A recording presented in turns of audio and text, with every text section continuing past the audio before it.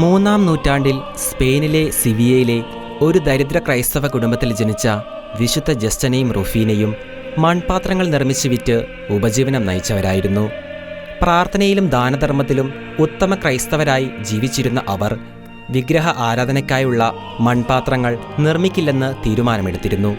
ഒരു വിജാതീയ ഉത്സവവേളയിൽ വിഗ്രഹ ആരാധനയ്ക്ക് ഉപയോഗിക്കാനുള്ള പാത്രങ്ങൾ നിർമ്മിക്കാൻ വിസമ്മതിച്ച അവരുടെ വീട് ആക്രമിച്ച് വിജാതീയർ മൺപാത്രങ്ങളെല്ലാം തകർത്തു. ആ സഹോദരിമാരാകട്ടെ വിജാതീയ ദേവതയായിരുന്ന വീനസിന്റെ ഒരു പ്രതിമ തകർക്കുകയും തങ്ങളുടെ ദൈവം യേശുക്രിസ്തു മാത്രമാണെന്ന് ഏറ്റുപറയുകയും ചെയ്തു. ഇതേ തുടർന്ന് ഗവർണർ അവരെ തടവിലാക്കുകയും പീഡനയന്ത്രത്തിൽ ബന്ധിച്ച് ഇരുമ്പ് കൊളുത്തുകൾ കൊണ്ട് മർദ്ദിക്കുകയും ചെയ്തു.